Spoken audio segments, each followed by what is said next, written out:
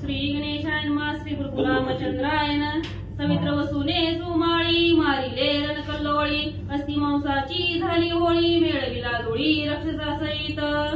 कथेचं अनुसंधान ग्रंथकर्ते गौरवकाका या ठिकाणी सांगतायत. पाठीमागच्या अध्यायामध्ये अष्टवसूंनी सुमाळी नावाच्या राक्षसाला गदाचा प्रहार करून त्याला मारून टाकलं. सगळ्या असणाऱ्या हाडाची त्याची रांगोळी झाली आणि त्याचा वध अष्टवसूंनी केला. कोणी रावणाचा ज्येष्ठ सूत क्रोध चढला से बहुत नेत्र करोनी रक्त युद्ध प्रवर्त कथे समयी. आणि सुमाळीला मारल्यामुळे इंद्रजिताला भयंकर राग आलेला आहे. क्रोधाला लाल भडक झाला आणि हातामध्ये शस्त्रास्त्र घेऊन इंद्रजित युद्धामध्ये मिसळला. वळत्या देवोनी नाभिकार आपण रणंगणी राहिला स्थिर पण करती जडित दूर पोळ्याची चाके. आणि त्यावेळी जी काय सुमाळीचं वध झाल्यामुळे सगळं असणारं राक्षस सैन्य पळू लागलं. इंद्रजितानं नाभिकार दिला, म्हणले घाबरू नका, चला रणांगणावरती मी पाठीशी आहे. रथावरती इंद्रजित बसला. सगळं असणारा सोन्याचा रथ त्या ठिकाणी होता. त्याची चाकं गडगडाट करत होती आणि अशा रथामध्ये इंद्रजित युद्धाला आला. रती झुंपले वारू पावना ते मनाते स्थिरू स्वइच्छेने चराचरू चरणातळी दडपीती. आणि रथाला घोडे झुंपलेले ते असणारे घोडे वायूच्या वेगाला सुद्धा पाठीमागं टाकणारे होते आणि स्वतःच्या इच्छेने हे असणाऱ्या ब्रह्मांडामध्ये चराचरामध्ये त्या ठिकाणी स्वतःच्या इच्छेने वावरणारे. जर आपण निघाले तर त्याच्या असणाऱ्या पायाखाली सगळं असणारं शस्त्रास्त्र भुगावत होती. एवढे सामर्थ्यवान घोडे रथाचे होते. आणि ते श्याम कर्ण पाखारिले भूषणे करून पातिकी जळकोणी गगन तेजे लोकोणी जाय हो. आणि आधीच श्यामकर्ण घोडे होते, त्याच्यावरती झूल टाकलेले आहे. त्या झुलेवरती आभूषण टाकलेले आहेत आणि त्या असणाऱ्या त्याच्यापासून जे काही तेज आहे त्या झुलेपासून त्या तेजानं तशा दिशा आकाश सगळं व्यापून गेलेलं होतं. एसिया कनक दिव्य रथी अरुणला सुलोचनापती दिव्य शस्त्रे घेऊन हाती गर्जना करीत निघाला. आणि अशा प्रकारच्या सोन्याच्या रथावरती इंद्रजित बसलेला आहे. बसल्यानंतर त्या ठिकाणी हातामध्ये दिव्य अशा प्रकारची शस्त्रास्त्र घेऊन मुखानं गर्जना करीत निघाला. कोणी रूपी कुमार पळाले दस दिशांची सूर समारंगणी धरिता धीर थरथरावी. आणि अशा प्रकारचा इंद्रजित पाहिल्याबरोबर जे काय असणारे देवलोक होते ते देवलोक तशा दिशेला पळू लागले. ते इंद्रजिताला समोर बघितल्यानंतर युद्धाच्या ठिकाणी समरांगणामध्ये कोणालाही धीर धरवला जात नव्हतं. सगळे मोठे मोठे वीर थरथर कापू लागले. शैलारीने सदे कोणी सैना दिले तसे आश्वासन भिवून काय शब्द करून पळते ते स्थिरावले. आणि इंद्रानं पाहिलं आपलं असणारं गणसैन्य देवलोक पळू लागले. इंद्रदेवाने सांगितलं, म्हणजे घाबरू नका. पळत्यांना नाभिकार दिला आणि इंद्राच्या सांगण्यावर पळणारं सैन्य थांबलं.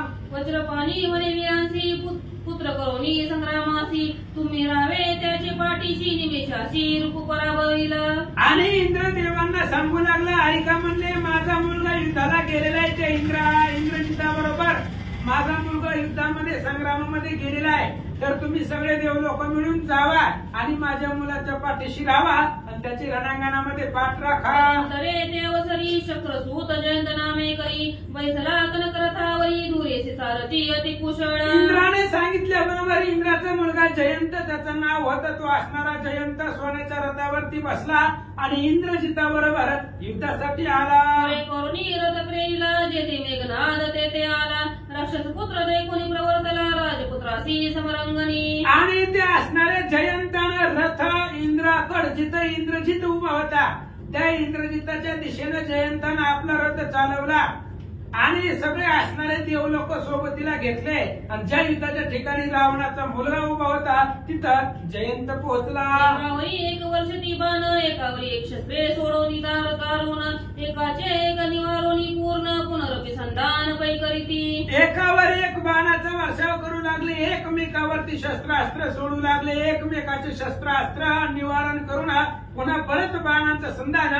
जयंत, इंद्राचा मुलगा जयंत आणि रावणाचा मुलगा इंद्रजित यांचं युद्ध सुरू आहे. पुत्राचे सुरता बाण भेदले समग्र राक्षस दळ कित्येक खोचले गुंबाळ रक्ताचे पूर चालिले. आणि जयंताचे बाणाचं जाळाच्या जाळ सुटलं. असंख्य बाण जयंतानं सोडले, त्याच्यामुळे अनेक राक्षसाचं दळ संपला गेला. सगळे असणारे काही राक्षस रक्त बंबाळ झाले, काही राक्षसाच्या अंगामधून एवढं रक्त निघालं, रक्ताचे पुरच्या पूर चालले, एवढा पराक्रम जयंतानं केला. सुते काय केले सैनिक कोटोनी आपुले अमोद शस्त्रांचे सोडिले आकाश नाही अंबरी. जयंतानं एवढ्या वेळामध्ये काय केलं, आपलं जे काही देव सैन्य होतं ते सगळं एकत्र केलं आणि सगळ्या सैन्याच्या बळावरती असंख्य बाण सोडले.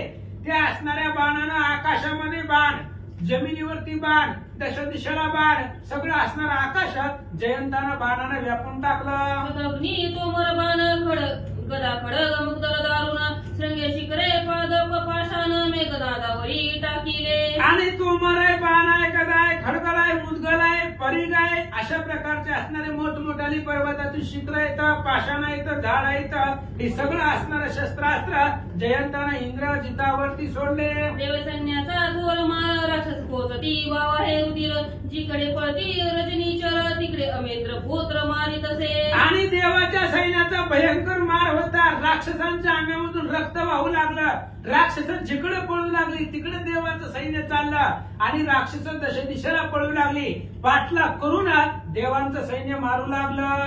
बहुत इंद्रपुत्र फिरवीरथ राक्षस सैन्य भस्म करीत चौताळ दश दिशा. मनाच्या वेगाला पाठीमागं टाकून जयंत रथ फिरवू लागला, चक्राकार फिरवू लागला, वाऱ्याच्या वेगाने फिरवू लागला आणि राक्षसांचं सैन्य भस्म करू लागला. त्यामुळे एवढ्या असणारा दश दिशाला चौथळत जयंत रथ फिरवू लागला आणि रावणाचं सैन्य मारू लागला. इंद्रपुत्रे आणि केला शत्रू सैन्य पराभिले तदंतरे कुलोमध्ये ते वेळे रणी धरिले इंद्रपुत्र. आणि त्या इंद्राच्या मुलानं वेगळं चरित्र केलं, राक्षसाचं सगळं सैन्य पराभवून टाकलं, रावणाचं सगळं सैन्य संपवलं. तेवढ्या वेळामध्ये पुलम नावाचा दैत्य, पुलम ही रावणाच्या पार्टीमध्ये होता, तो दैत्य होता आणि त्या पुलमानं जयंताला पकडलं. वाहुनी खांद्यावरी एकच पात निघाला सागरी ते देखून उपयंता वीरी थोर आश्चर्यपै केले. आणि ते असणाऱ्या पुलमानं जयंताला पकडलं, आपल्या खांद्यावरती घातलं आणि समुद्राच्या मार्गानं आपापल्या सैन्यामध्ये घेऊन तो असणारा पुलम जयंताला त्याचं हरण केला आणि त्याला घेऊन गेला. तो आजा होय शप्रसुताशी सचिका पिताश्रसूर इंद्रासी ते नेले जयंतासी देखून देव दुःखी झाले. आणि ज्याला इंद्र ते असणाऱ्या जयंताला ज्यानं पळवून नेलं तो दुसरा तिसरा कोणी नव्हता, त्या जयंताचा आजोबा होता.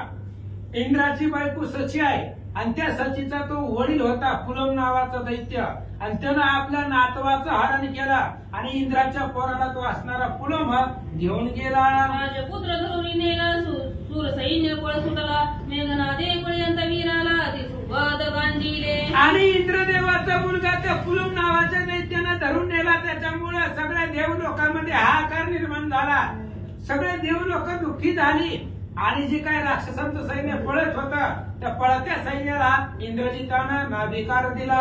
सैन्य पुढे पळत राक्षस मागे शस्त्रे मारित पळत पुढे हाक देत धाव धाव देवेंद्र. आणि देवाचं सैन्य पुढे पळू लागलं, पाठीमागं राक्षस इंद्रजिताच्या बळावरती राक्षसांना बळ आलं आणि राक्षस शस्त्रास्त्र मारू लागले, एका पाठीमागे एक पुढे हाका देत वारडत ओरडत इंद्राच्या नावानं ओरडत देव सैन्य पुढे पळालं. राक्षस विजयी झाले स्वपुत्रा ते धरून नेले ऐसे देखून इंद्र चढले कोपाचे भरिते अनिवार. आणि राक्षसांचं सैन्य जे होतं ते विजयी झालं, देवांचं जे सैन्य होतं ते पराभव झाला आणि इंद्राच्या मुलाला धरून नेलं. त्याच्यामुळे इंद्राला भयंकर राग आलेला आहे, अनिवार्य अशा प्रकारचा क्रोध इंद्राला आला, आपल्या पोराला धरून नेलं, त्यामुळे इंद्रजिताला खूप आला. काय करतो सारथी म्हणे सचिपती रथ आणि नाशिक गती तो मातलीने तेची समय प्रति आणला रत्न जडित. आणि इंद्राला भयंकर राग आला, इंद्रानं मातलीला सांगितलं जा म्हणले रथ तयार करून आण.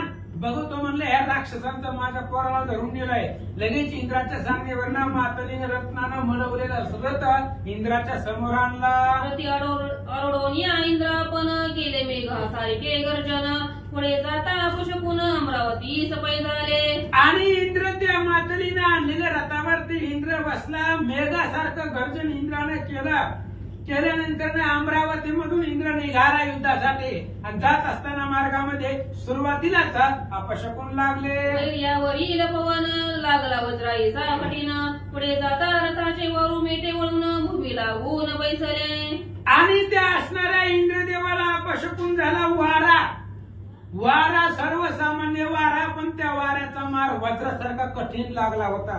पुढे गेल्यानंतर रथाचे जे काही घोडे होते ते असणारे घोडे जमिनीवरती आडखडून पडले. असं अपशकुन इंद्रदेवाला झाले. आणि शंकला अमरपती पुढे चालिला शीघ्रगती, सवे आदित्य रुद्र सुगण नीती शस्त्र जळगती सतेज. आणि इंद्राच्या मनामध्ये शंका निर्माण झाली. जाऊ द्या म्हणले, अपशकुन झालं, आपल्याला जय बहुतेक भेटणार नाही, पण म्हणलं जाऊ द्या.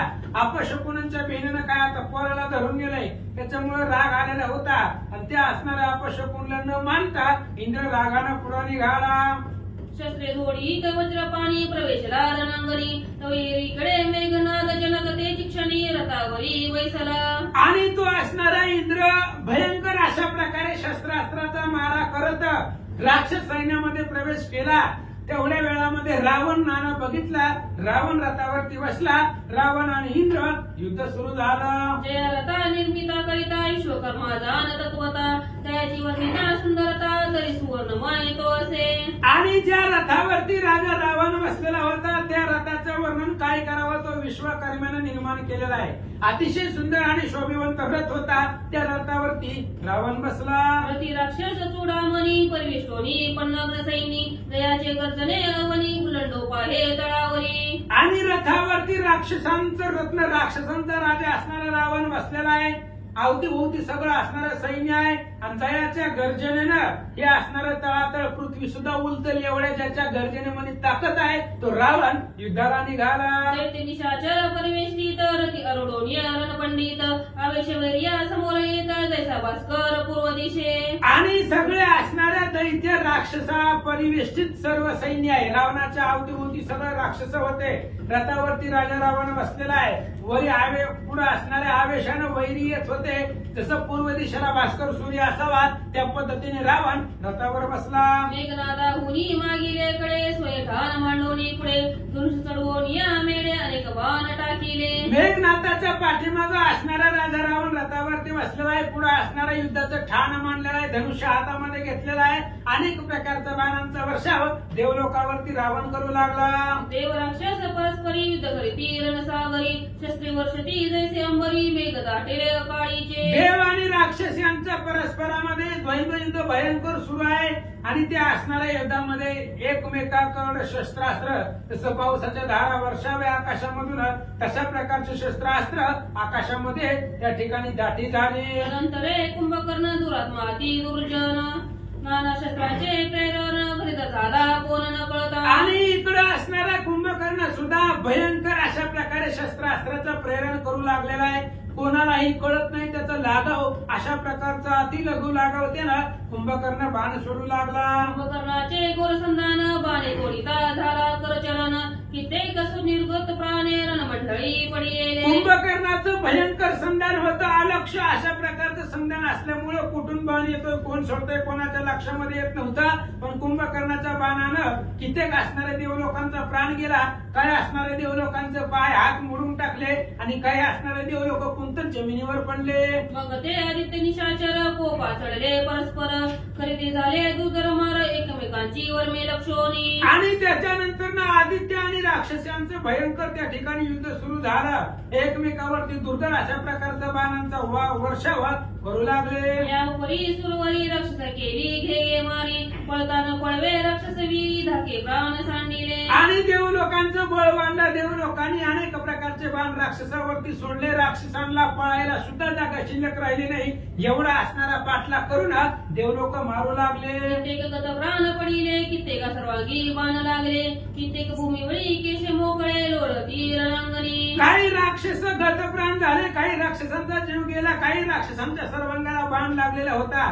काही जमिनीवरती केश मोकळे सोडून पडलेले होते, रणांगणावरती लोळू लागले. कित्येक दाटे पडत, कित्येक योद्धे नवे म्हणत, कित्येक बोलती आम्ही मार्गस्थ तीर्थयात्रे इंडोत. आणि काही काही असणारी राक्षस धाकाने त्या ठिकाणी घाबरून पळू लागली. काही त्या ठिकाणी असणारी सांगू लागले बाबा आम्ही युद्धाला आले नाही, आम्ही मार्गस्थ आहे, इथून चाललो होतो, आम्ही काही युद्धाला आलो का, उगत तीर्थ करत करत निघालो होतो, अशा प्रकारचं बोलून आपला जीव वाचवू लागले. राक्षसांनी पडले जाण सहित वारू गजगण शास्त्रे कोटे कवटाळून भीष्मत वीर पडिले. आणि अनेक राक्षसाचं सैन्य पडलं गेलं. त्याच्या असणारे रथमुखाला रथाचे घोडे त्या ठिकाणी रणांगणावर ते पडले. हातीवर बसलेले असणारे हाती सुद्धा रणांगणामध्ये पडले. अनेक प्रकारचे शस्त्रास्त्रांनी राक्षस रणांगणावरती पडले. बाबर जोटी विशाळ मुख दंत दाडा विक्राळ देख हात पाय पसरून सम्मुख रणांगणी पडिले. भयंकर अशा प्रकारचे त्या ठिकाणी रूप आकराळ विक्राळ अशा प्रकारचं रूप राक्षसांचं होतं. घोडं विशाळ मोठं असणारं तोंड होतं. त्या तोंडामध्ये दात दाडा भयंकर विक्राळ स्वरूपाचा चेहरा दिसत होता. अशा प्रकारचे राक्षस रणांगणावरती त्या ठिकाणी पडले आणि देवांचा विजय झाला.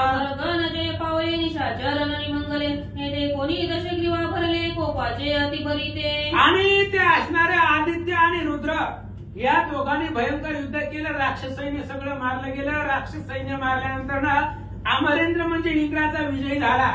ते राजा रावणानं बघितलं. रावणाला भयंकर राग आला. क्रोधाचे भरते रावणाला येऊ लागले. आपले राक्षस सम्रांगणांनी पडिले गप्रेत होऊनी तयाच्या शोषितांचा पूर लोटूनी दोई तिरी वाहत असे. रावणानं बघितलं युद्धाच्या ठिकाणी आपलं सैन्य पडलेलं आहे. देव लोकांचं सैन्य त्या ठिकाणी एकही मिळलं नाही. आपलं राक्षस सैन्य एकही वाचलं नाही. सगळे रणांगणावरती पडले आणि त्यांच्याच रक्ताची नदीच्या नदी त्या ठिकाणी वाहू लागलेला आहे. रावणानं बघितलं. भयंकर राग आला. मले गीत घार मांस बक्षिती तोडती शरीर मस्तकावरी खगवर चंचुने तोडती नेत्राते. आणि ज्यावेळेस राक्षसांची प्रेत त्या रणांगणावरती पडली त्यावेळेस आकाशामध्ये घार आलेले आहेत आणि काय असणारे पक्षीगण आलेले आहेत. आणि ती पक्षी आपापले चोचीन त्यांच्या प्रेतांचं मांस भक्षण हे असणारे पक्षीगण करू लागले. रावणे देखून उरले सैन्याची दारुण करिता झाला पण पाचारोनी देव. रावणानं बघितलं अनेक सैन्य मेलेलं होतं पण त्याच्यामध्ये काही राक्षस जिवंत होती. त्याच राहिलेल्या राक्षसांच्या बळावरती राजा रावण युद्धाला तयार झाला आणि इंद्रदेवाला युद्धासाठी पाचारण केला. इकडे अमरपती उत्तम धनुष्य घेऊन हाती ओढिताना दे त्रिजगती पालती होऊ शके क्षण मात्रे. आणि इकडे लगेच इंद्रदेवानं हातामध्ये धनुष्य घेतलं. उत्तम अशा प्रकारचं धनुष्य होता आणि त्या धनुष्याची कानाडी जरी ओढली तरी त्या असणाऱ्या आवाजानं कानाडीच्या गर्जनेनं त्रिभुवन पालत होण्याचा त्या ठिकाणी आवाज एवढा नाद त्या धनुष्याचा दोरीचा झाला. चक्रे धनुषी चढवी लागून अग्निवर्ण हेम पुंकवान टाकिला रावणाच्या मस्तकी जाण तो भूमीला गोनी पडेला. आणि इंद्राने धनुष्याला बाण लावला. अग्निवर्ण अग्नीच्या आकाराचा वर्णाचा असा असणारा सोन्यासारखा बाण तेजस्वी होता. रावणाच्या डोक्यावरती लागल्यानंतर ना रावण भूमीवरती पडला. तदंतरे लंकापती जयाच्या बळाची त्रिजगती कीर्ती तो धनुषी बाण लावी शीघ्र गती शक्र धनुष्य छेदिले. आणि इंद्राने बाण मारला. तो बाण रावणाच्या डोक्याला लागला आणि तो बाण पुन्हा जमिनीवरती पडला. मग असा असणारा राजा रावण ज्याच्या बाळाचं वर्णन त्रिजगतामध्ये सुद्धा करता येत नाही तो रावण रथावरती बसला आणि इंद्राच्या हातामध्ये त्याचं धनुष्य तोडून टाकलं. इंद्राच्या रथावर अमित बाण सोडिता झाला दशानन ते अंधार पडिला जाण शक्रा काही न कळेची. इंद्राच्या रथावरती असंख्य बाण राजा रावणाने सोडले. त्याच्यामुळे राजा रावणाने एवढे बाण सोडले इंद्राच्या रथाच्या चारही बाजूने बाणच बाण झाले. त्यामुळे त्या बाणांच्या व्यापकतेनं सगळं असणारा इंद्राला अंधार पडला. त्या इंद्राला काही दिसना गेलं, काही कळना गेलं. रावणाचे युद्ध घोरंदर होईल प्रसिद्ध एका जनार्दनी प्रबोध परमानंद प्रकटेल. आणि आता पुढच्या अध्यायामध्ये रावण आणि इंद्र ह्या दोघांचं भयंकर अशा प्रकारचं युद्ध होईल आणि ते युद्ध अतिशय त्या ठिकाणी रसाळ होईल. सर्वजण ऐका. रणी राक्षसांची मुक्ती अनेका करी देतो रघुपती दीन जन उदरावया काकुळती अवतार घरी श्रीराम. राक्षसांना मुक्ती देणार आणि अनेक असणाऱ्या त्या ठिकाणी अशा प्रकारचं युद्ध आहे. ही रामायणाची कथा दीन जड जीवांचा उद्धार करणारी कथा आहे आणि त्या 3 जणांचा उद्धार करण्यासाठी रामचंद्राने अवतार धरलेला आहे. राक्षसांना मुक्ती देणारा तो भगवान परमात्मा आहे. त्याचीच कथा ऐका. स्वस्ति श्री भागवत रामायण उत्तरकांड एका टीका इंद्र रावण युद्ध प्रारंभ नाम द्विज शुद्ध न्याय घोडा श्री कृष्ण कुंड पुंडलिक श्री ज्ञानेश्वर पंचरीनाथ भगवान